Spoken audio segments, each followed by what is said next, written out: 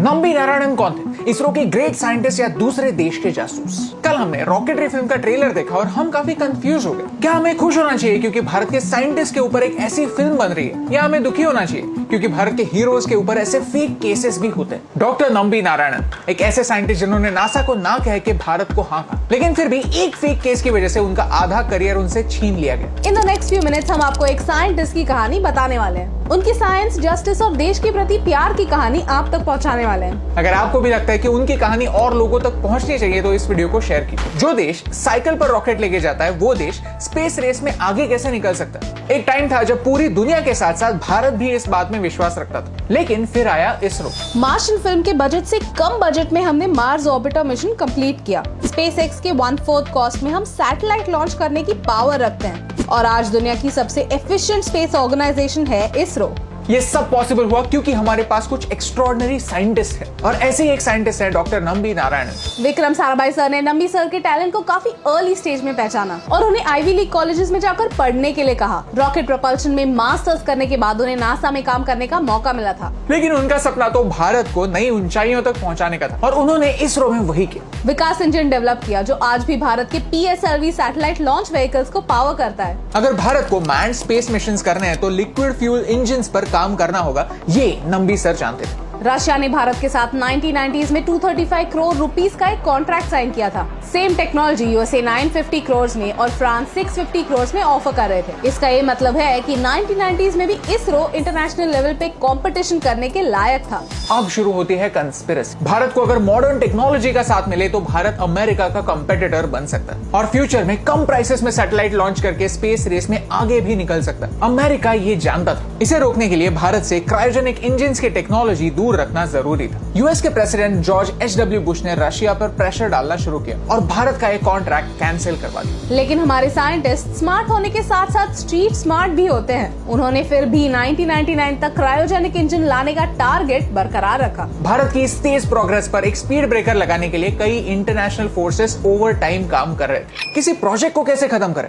उस प्रोजेक्ट के लीडर का कैरेक्टर खत्म करके। अक्टूबर 1994 में तिरुवनंतपुरम में मालदीव्स की एक लेडी को अरेस्ट किया गया जिनका नाम था Mariam Rasheeda. Drawings of ISRO's rocket engines were found with this lady. माना गया कि उनका ये ड्राइंग्स हमारे पाकिस्तानी दोस्तों को बेचने का प्लान था। उस समय नंबी सर इसरो के क्रायोजेनिक प्रोजेक्ट के हेड थे और अगले ही महीने नंबी सर को अरेस्ट किया गया। 50 दिनों के लिए नंबी सर को जेल में रखा गया, उन्हें इंटेरोगेट किया गया और टॉर्चर किया। कहा गया कि आप सारा ब्लेम इसरो के टॉप साइंटिस्ट पर शिफ्ट कर दो, लेकिन नंबी सर ने साफ इनकार कर दिया। उस समय बिना किसी प्रूफ के नंबी सर के अगेंस्ट न्यूज़पेपर्स में आर्टिकल्स छपने लगे। कहा गया कि कुछ पैसों के लिए उन्होंने हमारे सीक्रेट्स पाकिस्तान को बेच दिए और लोगों ने ये मान भी लिया। शायद उन्होंने कॉमन सेंस गिरवी रख दिया था और ऐसे ही एक हीरो को रातों रात विलेन बना दिया गया। नंबी सर कहते हैं, मैं ऐसी टेक्नोलॉजी कैसे बेच सकता हूँ जो उस समय एग्जिस्ट ही नहीं करती थी।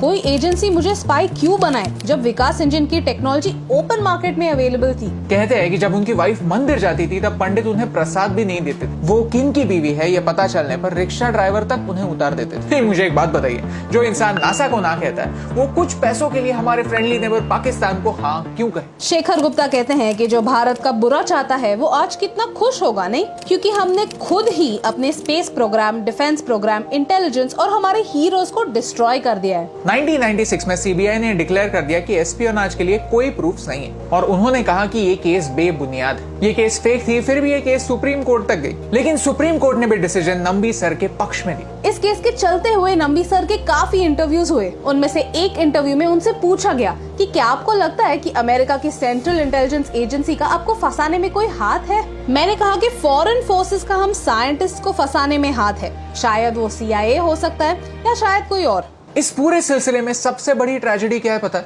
कि 1994 के बाद इस केस की वजह से भारत के पूरे स्पेस सेक्टर में होने वाली प्रोग्रेस को भी एक स्पीड ब्रेकर लग गया। जो क्रायोजेनिक टेक्नोलॉजी 1999 तक फंक्शनल हो सकती थी, उसे फंक्शनल होने में 15 साल और लगे। सोचिए, आज इसरो कहाँ होता अगर हम अफवाहों से ज्यादा हमारे साइंटिस्ट की कदर करते। 2019 में फाइनली उन्हें पद्म भूषण देकर भारत सरकार ने पूरी दुनिया को बता दिया कि हमें नंबी सर के पेट्रियोटिज्म पर कोई डाउट नहीं। देशभक्त एक काफी भारी शब्द है। और ऐसे भारी शब्द अपने साथ साथ एक बर्डन कैरी करते हैं। और ये बर्डन निर्दोष होने का नहीं, लोगों के नजरिए में निर्दोष रहने का बर्डन। क्योंकि हम एक ऐसी सोसाइटी में रहते हैं जहां क्रिमिनल का क्राइम प्रूव होने तक उसे इनोसेंट माना जाता है, लेकिन एक इनोसेंट इंसान को हर कदम पर अपना इनोसेंस प्रूव करना पड़ता है। जब हम पढ़ते हैं कि कैसे बार बार लगातार एक नए भारत का सपना देखने वाले हीरोज को टारगेट किया जाता है, कभी सस्पिशियस प्लेन क्रैश में, कभी पॉइजन से या कभी कैरेक्टर असैसिनेशन से एलिमिनेट किया जाता है, तब हम ये समझते हैं कि हमारी असली पोटेंशियल क्या है और कुछ लोग इस पोटेंशियल से कितना डरते हैं। बाहर के फोर्सेस भारत को तोड़ने की कोशिश करते हैं क्योंकि कहीं शायद वो भारत को एक कॉम्पिटिटर मानते हैं। साम दाम दंड भेद किसी भी तरीके से अपने कंपटीशन से आगे रहना चाहती है, ये एक सच है।